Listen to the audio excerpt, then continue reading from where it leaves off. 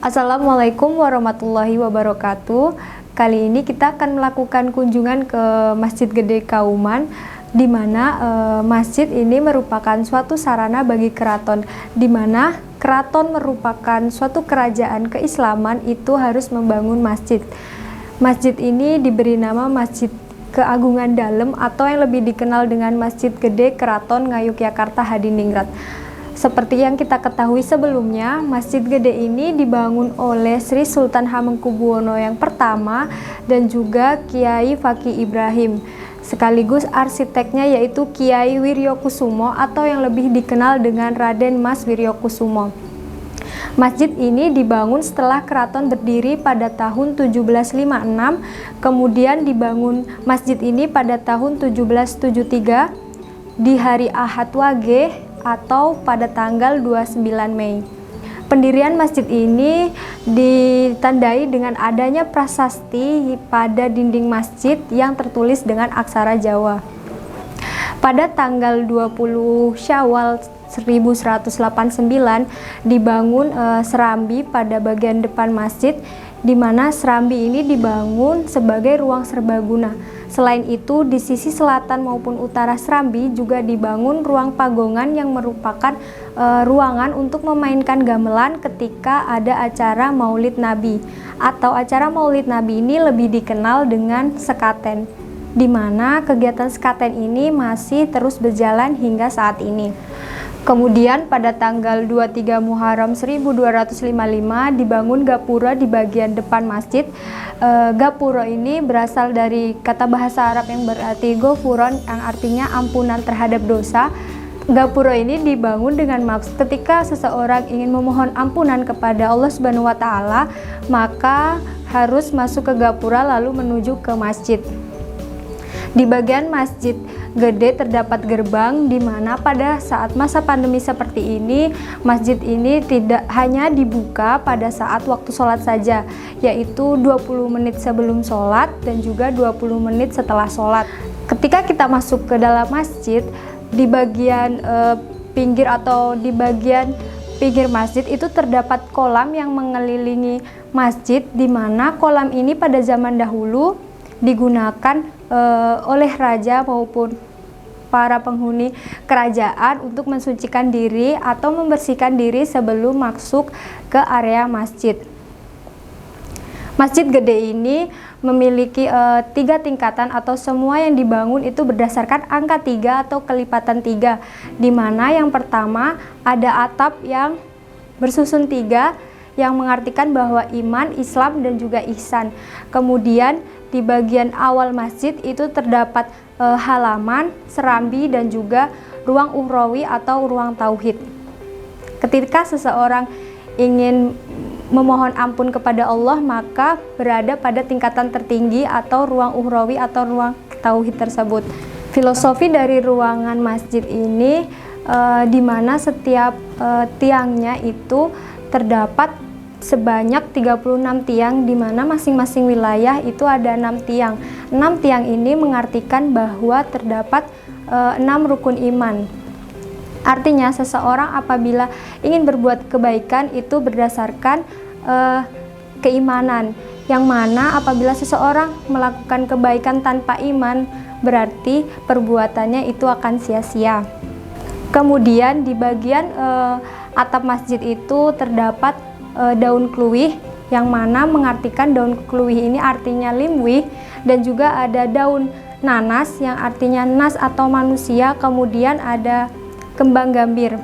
Kembang dalam bahasa Jawa itu merupakan bunga. Kembang gambir ini adalah bunga gambir, di mana bunga gambir ini di daerah Jawa merupakan bunga yang paling harum. Di bagian luar masjid itu terdapat ruangan yang sangat gemerlap, yaitu ruangan serambi. Terdapat 5 warna yang berbeda. 5 warna ini menandakan bahwa kita hidup di dunia itu terdapat 5 waktu sholat. Yang pertama ada warna hitam yang menandakan waktu isya atau malam gelap. Kemudian ada warna hijau yang menandakan subuh atau segar, dan juga ada warna merah yang berarti subuh, warna keemasan yang berarti asyar, dan juga warna putih tulang itu yang menandakan waktu zuhur. Tiang-tiang pada masjid ini terbuat dari kayu, di mana setiap tiang masjid itu terdapat ukiran yang disebut dengan ukiran Putri Mihrong. Ukiran ini sebenarnya pada bagian atas itu berlafalkan Allah dan juga pada bagian bawah itu berlafalkan Muhammad, yang artinya seseorang yang hidup di dunia itu harus berdasarkan perintah Allah Subhanahu wa taala yang dibawa oleh Nabi Muhammad SAW. Putri Mihrong itu sendiri, Mihrong yang berarti malu, artinya putri yang malu, karena tiang suatu kaum itu adalah wanita. Ketika seseorang wanita sudah tidak merasa malu, itu merupakan suatu titik kehancuran bagi suatu kaum. Kemudian di ruangan masjid ini selain terdapat mihrab maupun mimbar, juga terdapat mahsuro. Mahsuro ini merupakan suatu tempat yang digunakan oleh Sri Sultan Hamengkubuwono pada saat itu untuk melakukan sholat.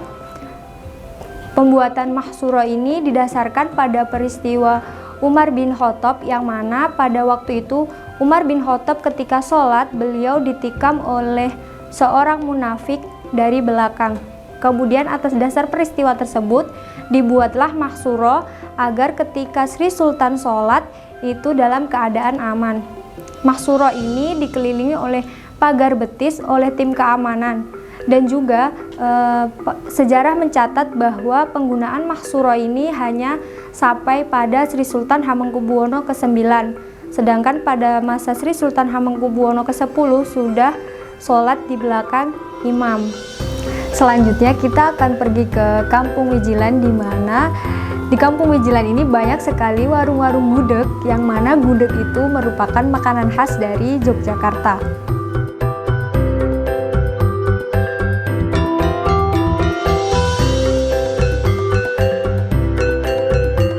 Kota Jogja identik dengan gudeg. Gudeg merupakan suatu makanan dari nangka muda yang dikombinasikan dengan santan. Selain itu, penyajian gudeg itu dilengkapi dengan adanya krecek, tempe, maupun tahu bacem, dan juga ayam dan telur.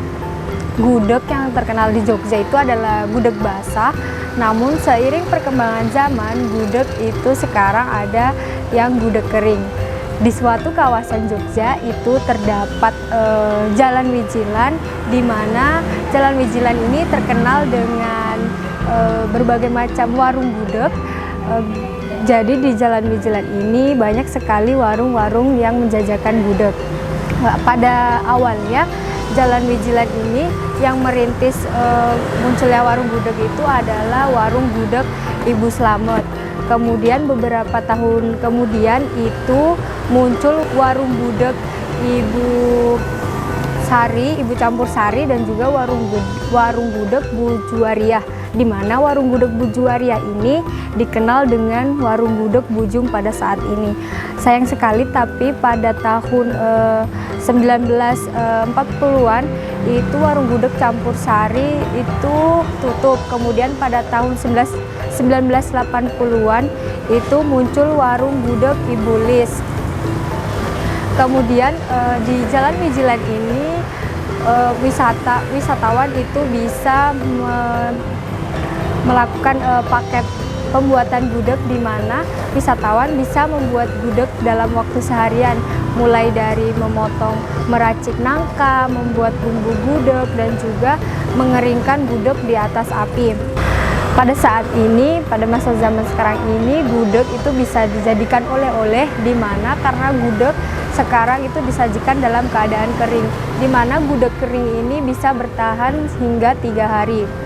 Gudeg yang kita bawa untuk dijadikan oleh-oleh itu kemasannya bisa dipilih, bisa dari besek yang merupakan anyaman bambu, dan juga dari kendil. Sejak zaman dahulu, gudeg ini dikenal merupakan makanan raja, atau beberapa pendapat juga mengatakan bahwa gudeg ini sudah ada sejak zaman Batavia dulu pada tahun 1623 sampai dengan 1624, di mana dari sejarah itu dapat kita simpulkan bahwa gudeg merupakan suatu makanan pada zaman dahulu karena berasal dari bahan baku nangka, yang mana nangka muda ini mudah dicari meski di pekarangan rumah, sehingga gudeg ini menjadi makanan khas atau kuliner khas di Yogyakarta.